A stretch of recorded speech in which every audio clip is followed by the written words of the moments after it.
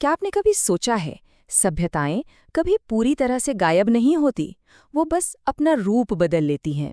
आज हम एक ऐसी ही कहानी देखने वाले हैं कि कैसे एक छोटी सी खोज ने प्राचीन भारत को हमेशा हमेशा के लिए बदल दिया।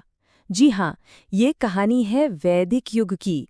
तो देखिए, जब सिंधु घाटी सभ्यता का रहस्यमयी तरीके से अंत हो गया, उसके बाद क्या हुआ? इतिहास में लगभग 200 साल का एक सन्नाटा छा जाता है, एक खालीपन। और फिर 1500 ईसा पूर्व के आसपास एक नए लोगों का आगमन होता है, जिन्हें हम आर्यों के नाम से जानते हैं। और ठीक यहीं से वैदिक युग का सवेरा होता है। इस युग का जो पहला आधा हिस्सा है, जिसे हम अर्ली वैदिक पीरियड या प्रारंभिक वैदिक काल कहते हैं, उसके बारे में हमें जो कुछ भी पता है वो ज्यादातर इसके सबसे पुराने ग्रंथ ऋग्वेद से ही मालूम चलता है। तो सवाल ये उठता है कि आखिर ये आर्य थे कौन? ये लगभग 1500 ईसा पूर्व भारतीय उपमहाद्वीप में आए अर्ध खानाबदोश यानी सेमी नोमैडिक लोग थे। अब वो आए कहाँ से थे, इसको लेकर इतिहासकारों में आज भी बहस छिड़ी हुई है। सबसे ज्यादा मानी जाने वाली थ्योरी तो उन्हें मध्य एशिया के मैदानों से जोड़ती है, लेकिन संस्कृत भाषा के कुछ सुराग उन्हें एक बहुत बड़े इंडो यूरोपीय परिवार का हिस्सा भी बताते हैं। प्रारंभिक वैदिक काल की एक बहुत ही दिलचस्प बात थी। उस दौर में दौलत का मतलब जमीन जायदाद नहीं, बल्कि मवेशी हुआ करते थे। जी हाँ, किसी इंसान या कबीले की ताकत इसी बात से नापी जाती थी कि उसके पास कितने पशु हैं। और इसका सबसे बड़ा सबूत जानते हैं क्या है? युद्ध के लिए इस्तेमाल होने वाला शब्द गविष्ठी। इसका सीधा सा मतलब है गायों की खोज। सोचकर देखिए, उनके लिए जंग लड़ने का मतलब ही गायों को ढूंढना था। इससे साफ पता चलता है कि मवेशी उनकी जिंदगी और अर्थव्यवस्था के लिए कितने जरूरी थे। तो ये एक ऐसी दुनिया थी जो हमेशा चलती फिरती रहती थी। कबीलों का राज था, जिनके सरदारों को जन कहा जाता था। और हैरानी की बात यह है कि उस समाज में महिलाओं का दर्जा बहुत ऊंचा था।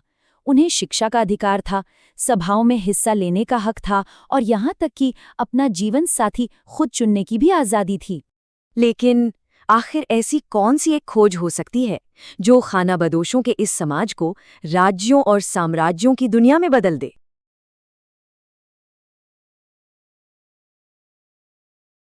साल था लगभग 1000 ईसा पूर्व।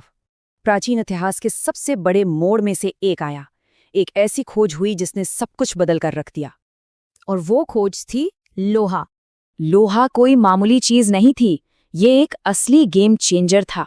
इससे पहले जो नरम कांसा और तांबे के औजार इस्तेमाल होते थे, लोहा उनसे कई ज्यादा मजबूत और असरदार था।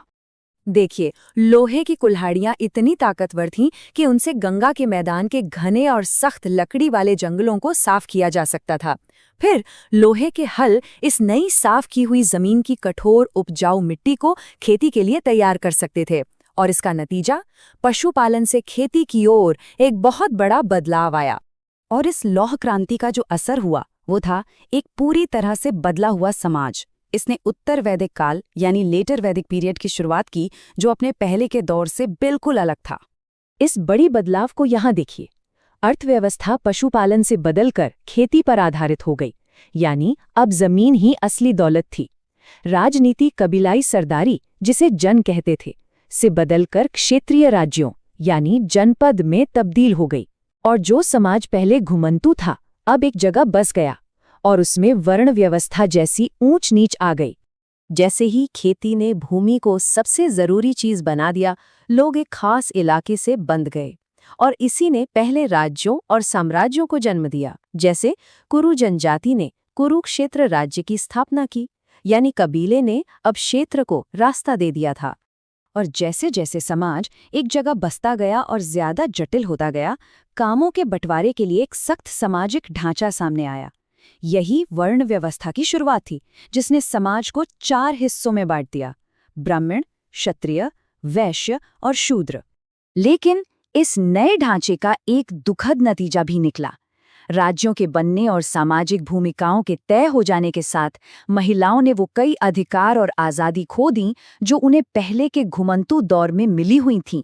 इस युग के बदलाव सिर्फ इतिहास के पन्नों में ही नहीं रह गए, बल्कि उन्होंने भारतीय इतिहास के आने वाले कई अध्यायों की नींव रखी।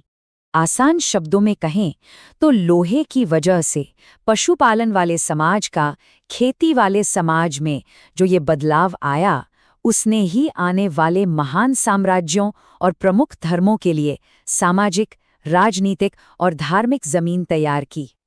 और ये सब हमें आज के लिए एक बड़े सवाल के साथ छोड़ जाता है। जरा सोचिए, आज वो कौन सी एक टेक्नोलॉजी है जो चुपचाप हमारी दुनिया को ठीक उसी तरह से नया आकार दे रही है जैसे उस जमाने में लोहे ने दिया था?